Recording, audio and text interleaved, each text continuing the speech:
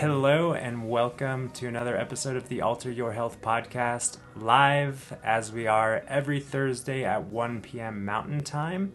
My name is Dr. Benjamin Alter. My name is Dr. Susanna Alter. And I am the host of this podcast. Susanna is the co-host present on these live episodes. And actually, she was present on the last proper episode of the podcast just released this week. Anyways, Happy New Year to you all. And for those of you who don't know us yet, like I said, I'm Dr. Benjamin, and this is Dr. Susanna, and we're both licensed naturopathic doctors, and we practice holistic lifestyle medicine. Our aim is really to support people in reversing disease, reclaiming health, promoting longevity, and really just living their best lives through the power of plant-based nutrition, whole food plant-based nutrition, and also mindset empowerment, mindset coaching, understanding how the mind works. That's really our passion, our lives. And this week, we're talking on the podcast all about seasonal affective disorder. It is the winter time. We just got hit with a beautiful snowstorm here in Colorado yesterday. And this time of year does have some people feeling under the weather in more ways than one. So we're going to be talking about how to really maintain your health, your vitality, your mood, your well-being despite the weather and in amidst the winter season and whatever that season brings you.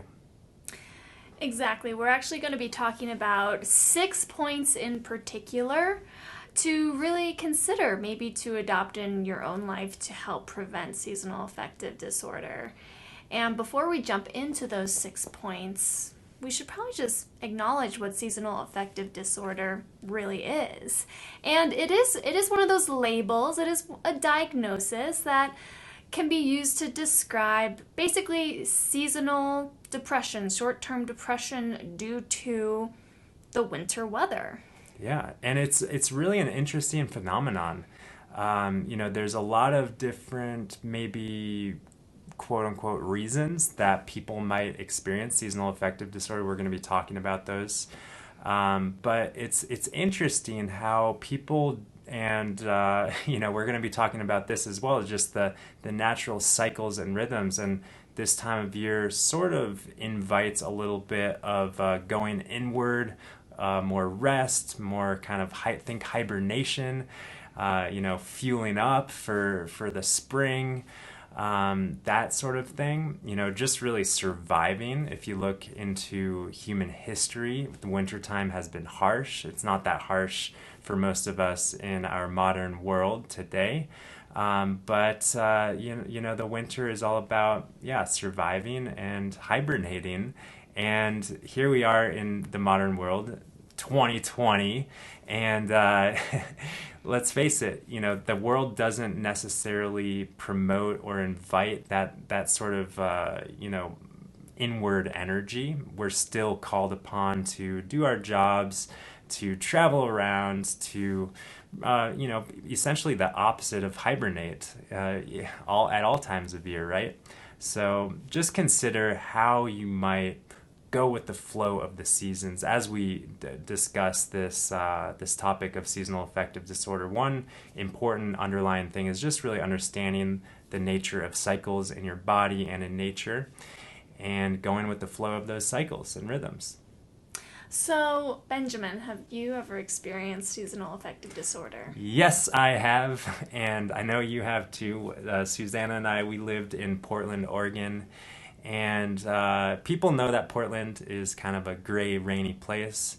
And for me, it was definitely the gray that affected me much more so than the rain.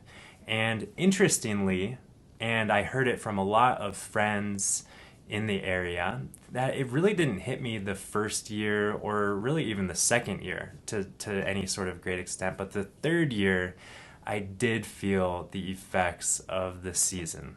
And maybe it was a little bit of a harsher winter, but nonetheless, seasonal affective disorder. And once again, it's interesting to use that label, but I felt the seasons much more so than I did in prior years. growing up in Arizona and living a lot in Southern California, it was new to me. Yeah. Yeah, what's interesting for me is that I really only felt the effects of seasonal affective disorder my first year in Portland, because after that first year was when I really started implementing some of my tricks for preventing seasonal affective disorder, which we're going to talk about. But I do want to say, I really felt seasonal affective disorder when I was growing up in Michigan, because I don't know of any winter that is any grayer than a winter in Michigan. Well, I don't know. Maybe Alaska. Maybe Alaska or, you know, is a really, little darker. But obviously, you know that as we go north in latitude, our days get shorter. In the wintertime, that is. They get longer in the summertime, of course. But also, with the shorter days comes less exposure to the sun. And, you know, you've probably heard about the happy lights or the daylight light bulbs that you can screw into your lamps and whatnot to emit kind of the same frequency and wavelength of light that the sun emits.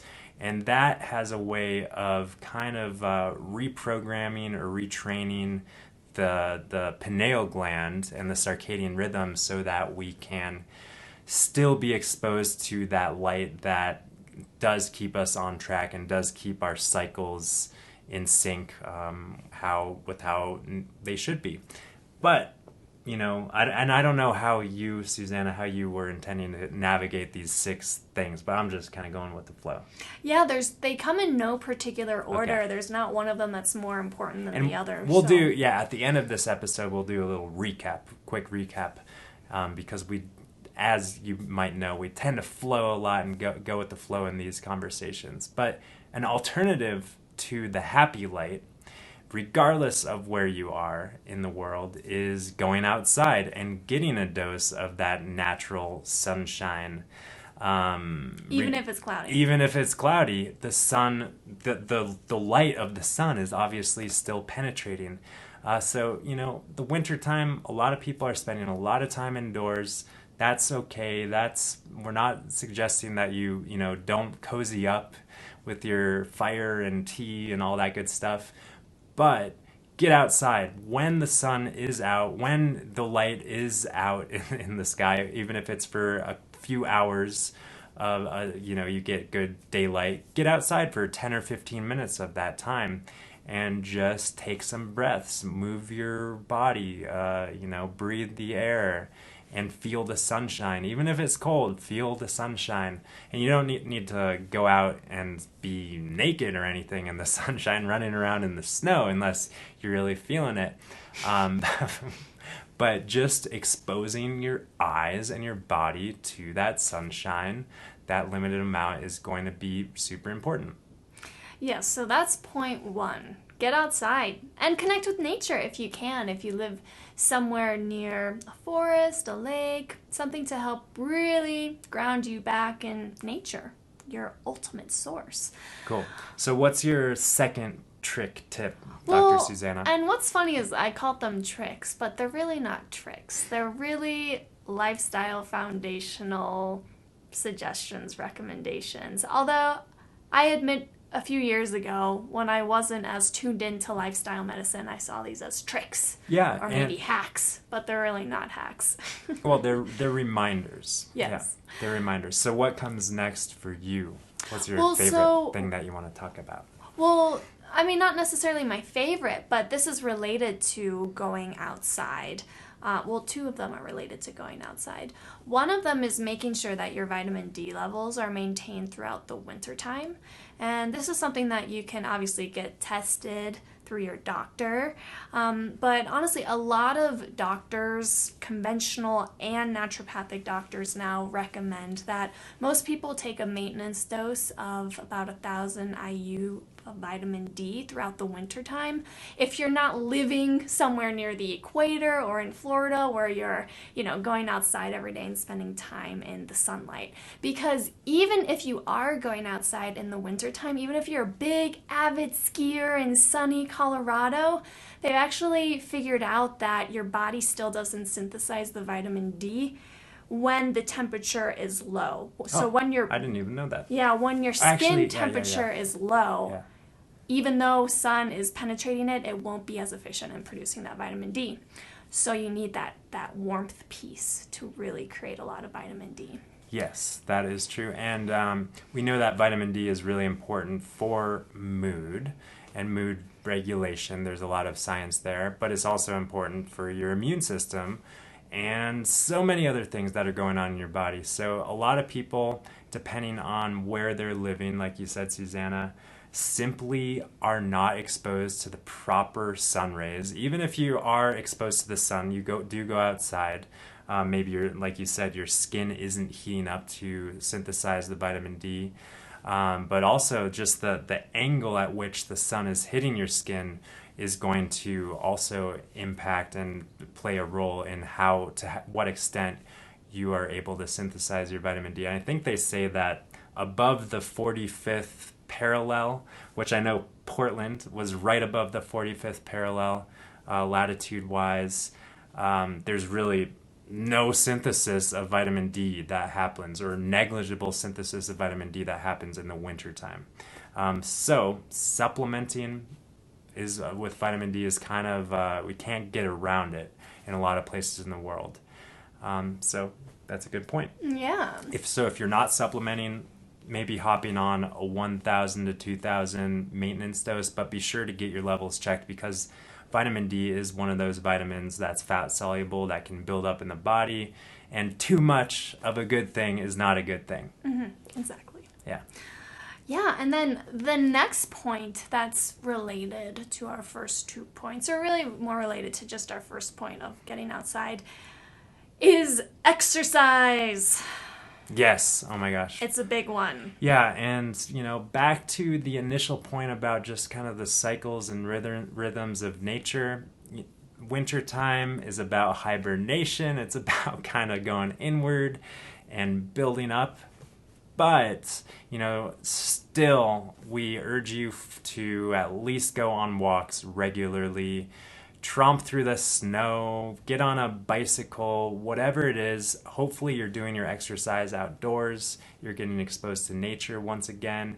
But gentle, mindful exercise is really important, while also listening to your body, tuning into your inner wisdom, which is something that we talk about all the time. We don't want to push it or overdo it. We can burn ourselves out this time of year, but gentle, mindful exercise is really the key. Unless you're like me and like there's something about the blue sky and the snow that just calls me outdoors and calls me to the mountains.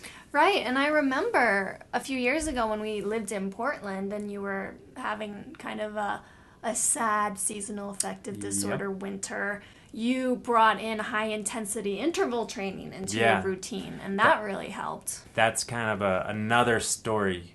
Another story for another time, the condition that I was experiencing and how I was able to heal that with exercise. And it was during the winter months that I started that. But it was my wisdom calling me. We're not suggesting that you go out and unless you want to, unless you are being called, you don't need to join a gym or do anything like that. But moving your body is important to combat seasonal affective disorder. Yeah.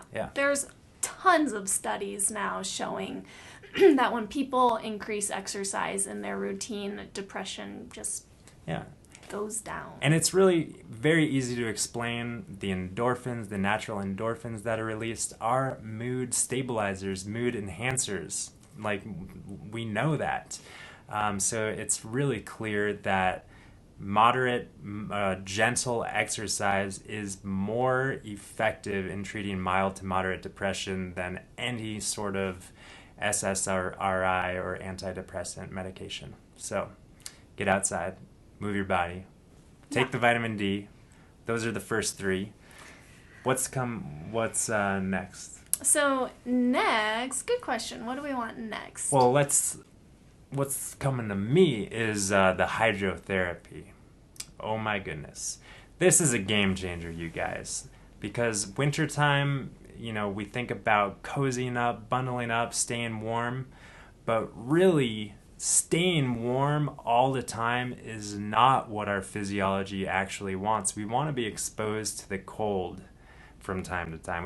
We're designed to be exposed to the cold. We're not designed to just be bundled up in, puffy jackets, and our body temperature is maintained, but we're not supposed to be in 70-degree rooms 24/7 throughout the winter months. And so anyways, hydrotherapy, which really entails just exposing your body to cold temperatures in the form of, ending your shower on cold, or hopping in a sauna and then getting into a cold plunge or cold shower, or a hot tub, alternating with a dip in a cold river. That's awesome. Or rolling in some snow like they do in Russia. Yeah, there is plenty of historical evidence that suggests that exposure to cold temperatures and that alternating of hot and cold is really, really super duper powerful for boosting the immune system this time of year, and also combating seasonal affective disorder. And it was really a game changer for me. We're sitting right by our sauna here, our infrared sauna, doing regular infrared sauna sessions throughout the winter months, usually 3 or 4 or 5 times a week for 20 minutes or so. And that, with each sauna session ending on a cold shower, that really did absolutely not only invigorate me and make me feel great in the moment, but it also allowed me to really feel great throughout the extent of the winter months. Exactly. And so I don't know why in my head I separated the the exposure to cold and the sauna as 2 separate points, but you're right. It's just one point. I'm combining them. So I'm not sure if in our 6 points, if those are 2, we can come up for another one to equal 6, I'm sure. It's true. But I guess really what we're talking about now is 5 points. So, but yeah, for me, the year that I brought in the infrared sauna, I noticed a huge difference. But I think what I forgot about was that every time I used the infrared sauna, I was also doing a cold plunge. I was hopping in the shower and rinsing off in cold water. And so if you don't have access to a sauna, one easy way to get access to a sauna is to become a member of a local gym. It doesn't need to be an infrared sauna. That's really the best sauna for detoxification, and it's a little bit more efficient in warming up your body, but it doesn't need to be. Right, exactly. But if that's even not a possibility for you, then simply having a hot shower and ending on cold is also going to really do you a lot of good in the winter time on so many different levels. I know. And, a lot of people, just the thought of that, gives them the shivers or the chills or makes them cringe. But let me just tell you that just try it for 2 seconds. Try it for 2 seconds. And then maybe tomorrow it's 3 or 4 seconds. And then maybe it's 20 seconds. Just once again, give it a try. Let your body provide some feedback. Listen to your wisdom. And see how you feel. Both in the short term, the invigoration feels great. And in the long term, in terms of your hormone balancing, your immune system being boosted, your well-being stabilizing, all important stuff. Definitely. The last thing is nutrition, you guys. Yeah, and just considering that our mood does rely so much on the well-being of our physical body as well, it makes sense that it's so important to make sure that your nutrition stays optimal through the winter months, even though it may be the time of year where you just want that comfort food, those heavier foods. You maybe want more sweets around the holidays. It's so important to make sure you're getting your fresh fruits and vegetables all throughout the winter time. Yeah, and a lot, on this note, just real quick, because we do recommend eating with the seasons, and that can look different for everyone, of course, regardless, depending on where you are physically located on planet Earth. But that being said, there are always going to be fresh seasonal vegetables and fruits, and they might be different from what you're used to eating. It might be, the broccoli rab like I just got at the store, and not your kale, even though kale is,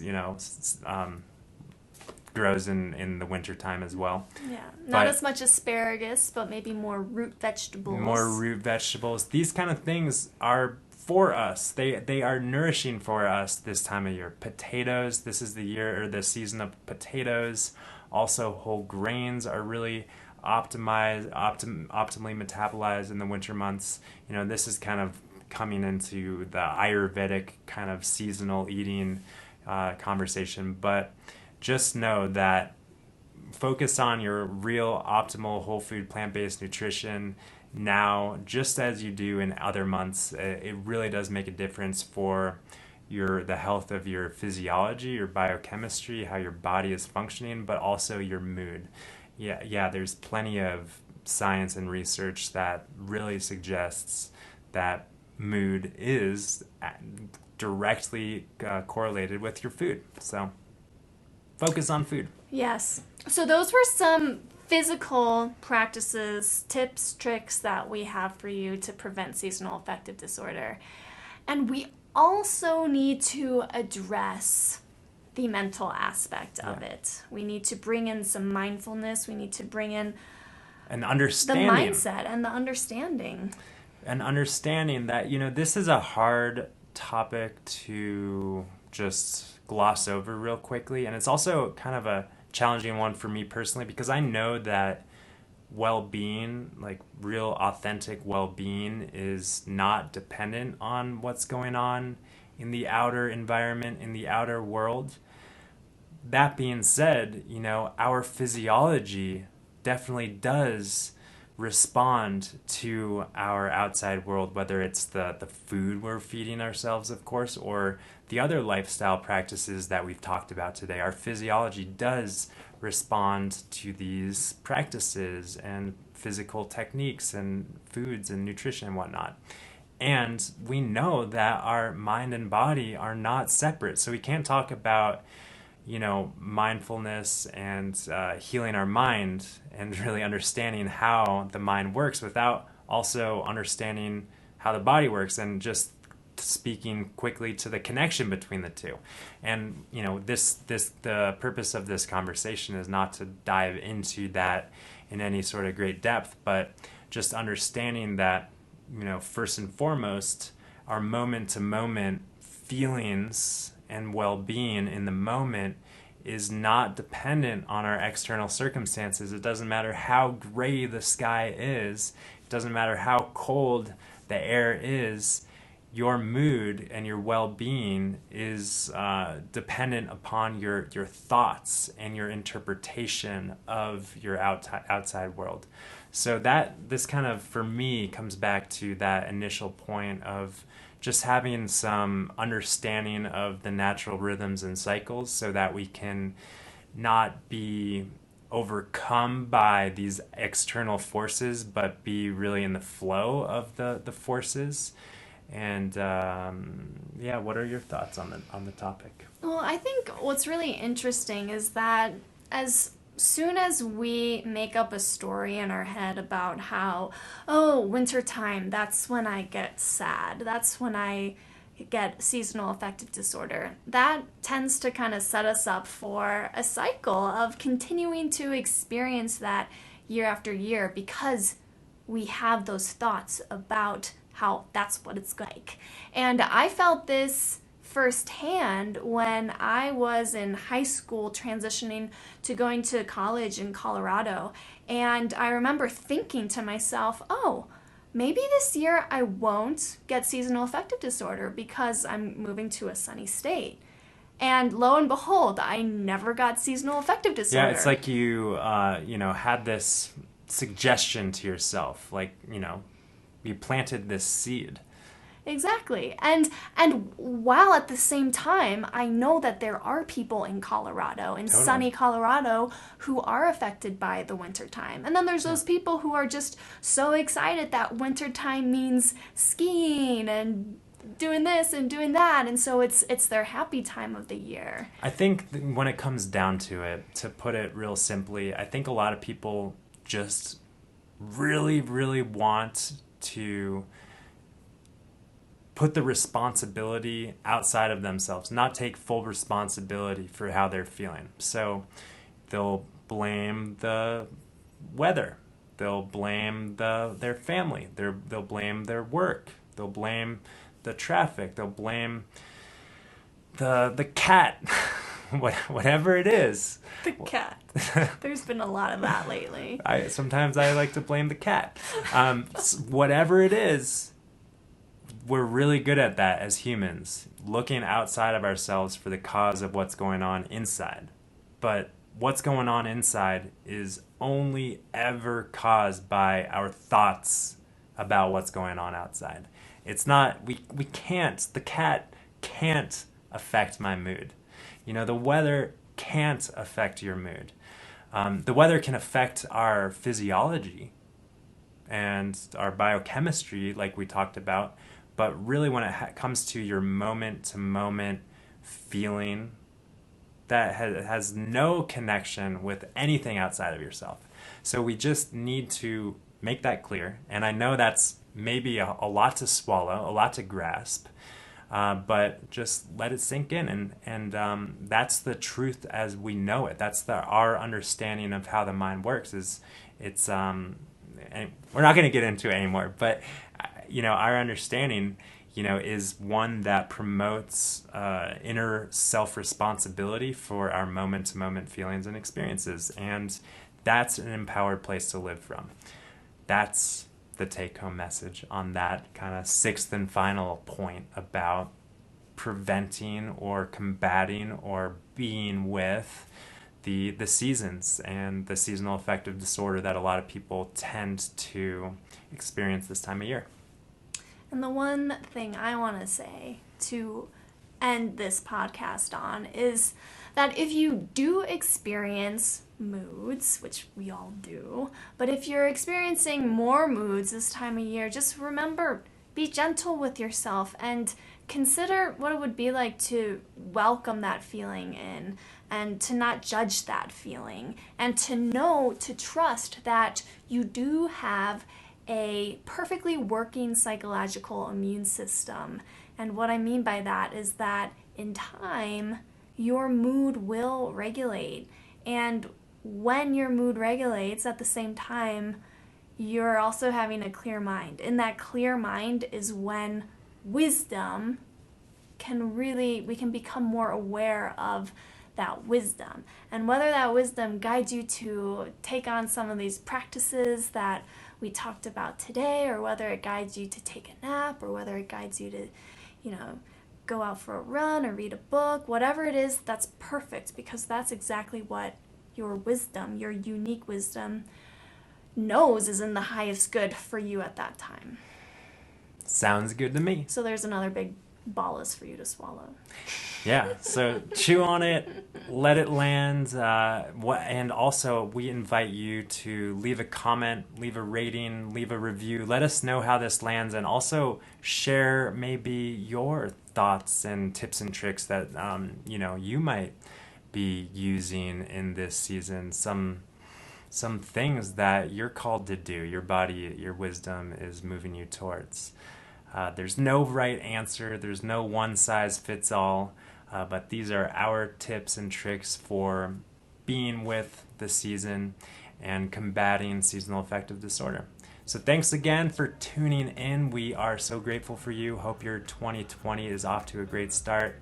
Real quick, an announcement about our Facebook group, which is where we record these live episodes every Thursday at 1 p.m. Mountain Time. We've got a whole food plant-based challenge starting on January 13th. Mm-hmm. Starting January 13th, we're going to be supporting you and being with you for 9 days, guiding you into an optimal understanding and implementation of a whole food plant-based diet. And what that means for you is dependent upon what you want it to mean. It doesn't mean that you have to go like 100% all the way gung-ho, but moving in the direction of more plants, less junk. That's kind of the goal. So if you're into that, and if you know anyone else that might be into that, feel free to bring them into the plant-based and stress-free Facebook group. The link to that is facebook.com/groups/alterhealth. Anything else? That's it. We hope to see you there. We hope to see you there, and thanks again for tuning in. Peace and love. Bye for now.